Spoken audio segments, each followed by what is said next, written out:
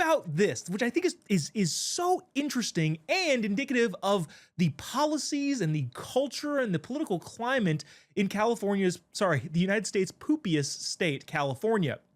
I see it's known for other things, but mostly it's the poop on the streets of San Francisco. Can Hollywood survive California? I'm going to throw a couple numbers at you. This is from CBS News that I thought was freaking fascinating about the film industry that used to entirely encompass Los Angeles going away slowly but definitely surely. California has lost roughly 40,000 film and TV jobs according to the U.S. Bureau of Labor and Statistics. Since its peak in 2021, television production in the greater Los Angeles area has decreased by 58%. Television fell from 18,560 jobs to just 7,716 jobs in 3 years, from 2021 to 2024. In 2025 alone, in just Q1, the LA film production has declined by 22% over the period at the same time last year. Now, you can ask, well, why is that happening? Maybe part of the reason why I mentioned before, it's the poopiest state. Also, California's minimum wage standards, the living standards, the cost of living in California, all of these factor in to why people are leaving California. But the biggest thing is, well, they can make movies anywhere. And if you can make it for cheaper somewhere else, why wouldn't you just go there? Now, Governor Newsom, in his attempt to stop the bleeding, is trying to double the California TV and film tax credit, but is it too little too late?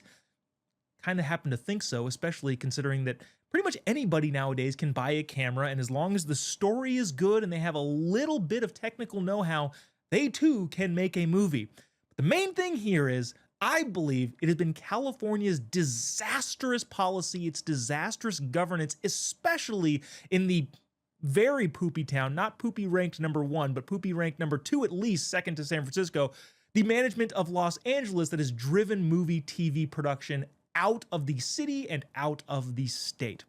Here to comment on that and so much more is a guy who doesn't live in a very poopy state. It's conservative and Anthony Raimondi. Hey, man, thanks for joining us from your, I'm saying poopy state way too much. California doesn't deserve that sort of ridicule this often. The viewers' ears don't deserve it. But how you doing, man?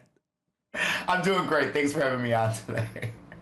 So, okay, you probably pretty well understand the contrasts between blue states and red states. What is the biggest difference? Do you think let me ask you like this. The entertainment sector in Florida is massive, and we don't see any of those companies leaving the state. Why is that? Well, I think first off, when you hit the nail on the head when you talked about minimum wage in the state of California, right? So if I'm a struggling actor and I'm waiting tables at a restaurant and I still can't rent a room, get an apartment, live up to it, what time do I have in my life to also audition for movies and commercials? I don't, because I have to work double shifts and do all this stuff. So what am I doing in California at this point?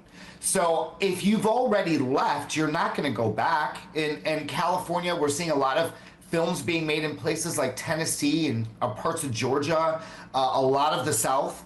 And I think it's because it is a lot cheaper. Look, everywhere is a little bit more expensive, but when you come to Florida, there's a lot of spots that you can find where you can make tons of money on the beach serving and waiting tables and bartending, and then you can rent a room for $800. And guess what? If you have an audition, you can go to that audition. You can do the audition. We have beautiful weather year round. So I think that's a huge part of that. Yeah, I have to imagine the poop on the streets is part of it, but again, I'm not entirely sure how big. We have a lot of lizard poop. A lot of lizard poop. And gator poop, but not people poop. For some reason, that's better. I know it's not. It's the same thing, but it's just better than meth head poop. Speaking of Hollywood, aspiring actor and current U.S. Senator Alex Padilla is continuing to try and make himself the biggest victim in America.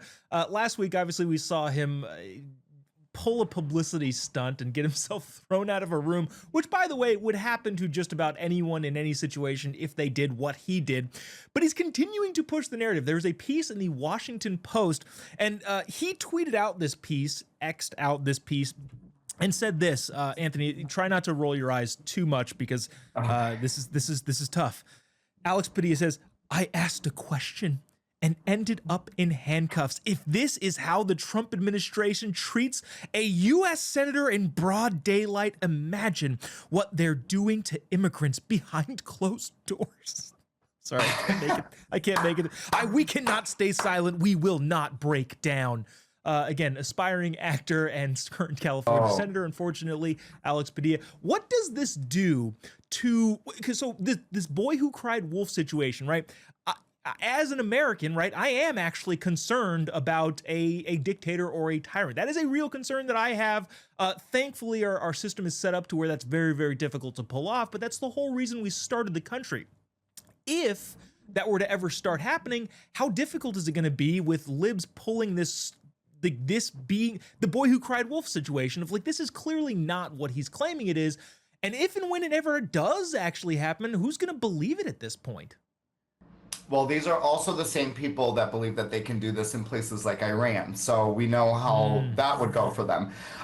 Listen, the dramatics. I mean, you have Maxine Waters that's trying to pull on doors. She's like, they won't let me in. Why won't you let me in? Please let me in. They're not letting me in. Okay, you know, she's doing stuff like that. You have Spartacus that's up there for hours speaking and nobody's really listening to him either. So they must all be taking the same class, the same acting class, ran by, I don't know, I would assume maybe Nancy Pelosi. I hope her husband's maybe doing some work as well because I'm really concerned on whatever happened to him. It's losing credibility with everybody, okay? And then you have Crockett. I mean, she's just... Bravo. I mean, she's like the Meryl Streep of the entire thing.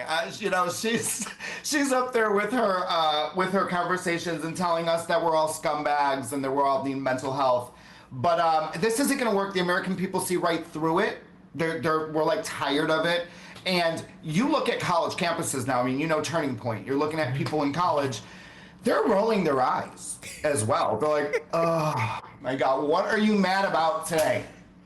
Because that's it. They wake up every day and they're so mad and the dramatics, they're pulling out of doors and she's trying to knock on doors and it's a lot. There's a part as an arts guy, as a guy who really loves and appreciates the arts, there's a part of me that's offended by just how bad the acting job is. Maybe they need a Joe Bob and Anthony school of acting for libs, and at the very least, put on a better performance.